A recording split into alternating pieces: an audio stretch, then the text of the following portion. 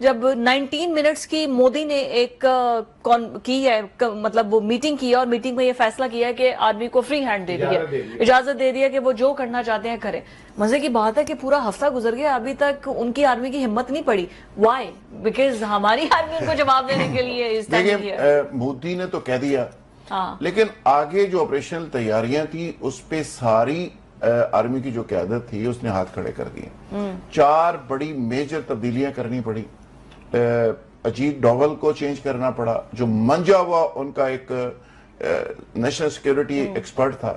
اس کی جگہ وہ جنرل ایک اور صاحب ہیں جنرل رانا، اس کو لایا گیا. پھر راک ایک سابق سربراہ کو لایا گیا ایک دوسری پوزیشن صدرن کمانڈ پہ. پھر اس کے بعد ایک جنرل رانا ہے، اس کو اٹھا کے پھینک دیا گیا. پھر را کے سربراہ کو چینج کر جنرل رانا صاحب کی وجہ سے انہاں طرح گرمی سے ہوئی. اچھا، اب سوال یہ ہے کہ یہ نیچے آپریشنل صورتحال ہے. مودی صاحب کو جب یہ ایک عرصے کے بعد یہ سچویشن کا سامنا کرنا پڑا ہے، جذبات اپنی جگہ ہوتے ہیں، جنگیں کیلکولیشن سے لڑی جاتی ہیں، جذبات سے نہیں لڑی جاتی. مودی صاحب نے تو نعرہ مار دیا کہ مودی صاحب کو پاپولیرٹی چاہیے، چونکہ انڈیا کے اندر وہ بالکل ان پاپولر ہو گیا.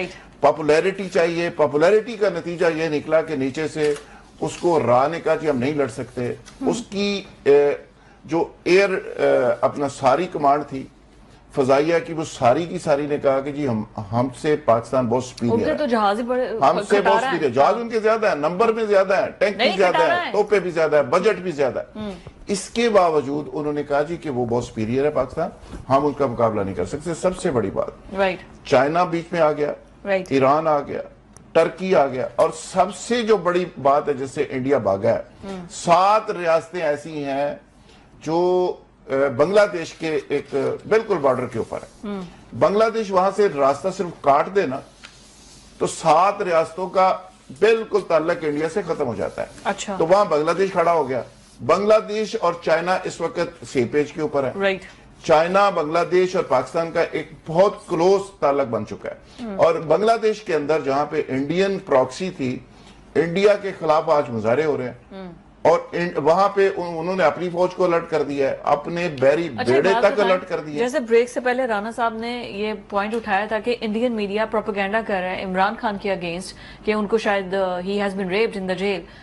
یہاں پر رہنے والے لوگ جیسے موقع مل گیا، جو ان کی اپوزیشن پارٹی ہے، وہ اس کو کیسے ٹویٹ اور کیسے اس کو واٹس ایپ پہ میسیجز کس قسم کے بنائے جائیں. ان کی ٹاپسی رپورٹس ان کی ساری اس قسم کی آ گئی ہیں، ڈی این اے رپورٹ سب آ گئی ہیں فیک.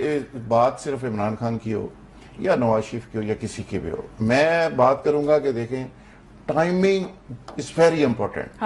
اب دیکھیں ٹائم کون سا ملک کے اوپر جنگ لگی ہوئی ہے اور ہمارے لوگ اور آپ تماشا کیا کر رہے ہیں.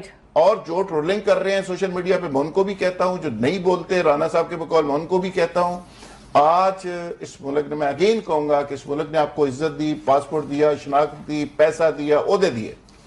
آج یہ ملک آپ سے کچھ مانگ رہا ہے.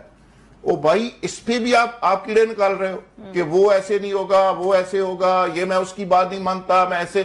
او بھائی سیدھی بات ہے، انڈیا سے آنے والی گولی وہ پی ٹی آئی کو پہچان کے نہیں لگے گی، صحیح ہے، وہ سنی کو بھی نہیں لگے گی، وہ بریلوی کو بھی نہیں، شیعہ کو بھی نہیں، اہل حدیث کو بھی نہیں، وہ سیدھی پاکستانی کو لگے گی.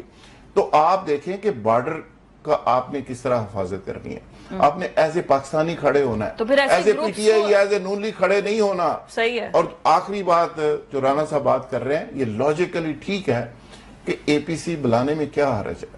سب کو بٹھائیں، سب کو بلائیں، ایک مشترکہ میسج انڈیا کو دیں.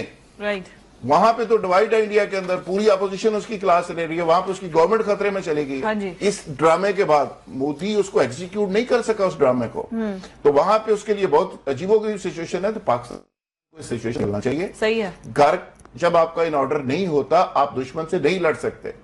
آپ کا گھر کمزور ہوتا ہے تو دشمن تگڑا ہوتا ہے. گھر اگر ٹھیک کریں گے تو دشمن سے مقابلہ کریں گے.